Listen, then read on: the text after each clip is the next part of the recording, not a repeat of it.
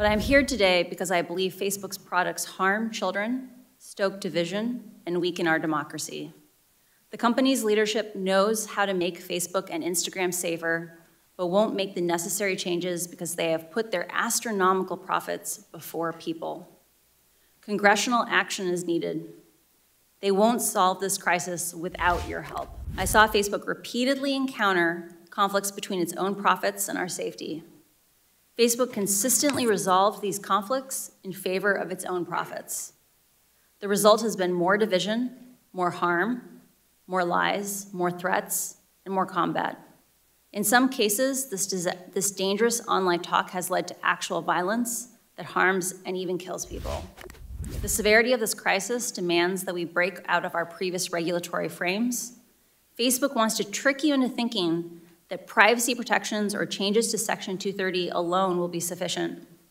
While important, these will not get to the core of the issue, which is that no one truly understands the destructive choices made by Facebook except Facebook. Facebook wants you to believe that the problems we're talking about are unsolvable. They want you to believe in false choices.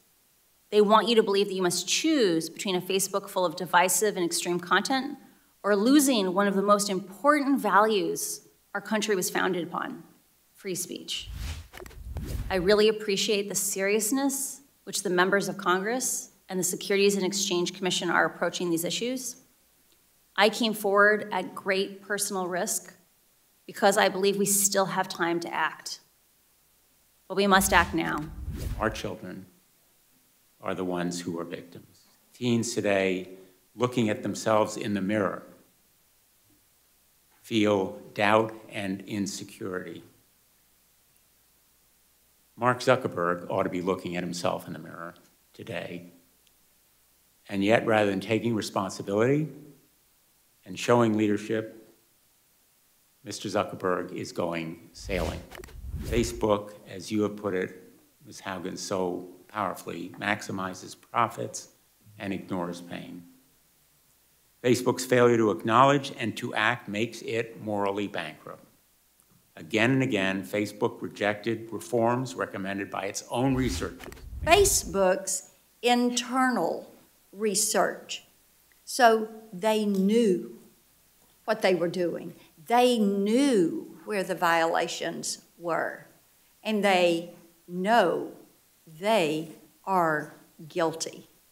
They know this. It is clear that Facebook prioritizes profit over the well-being of children and all users. So as a mother and a grandmother, this is an issue that is of particular concern to me.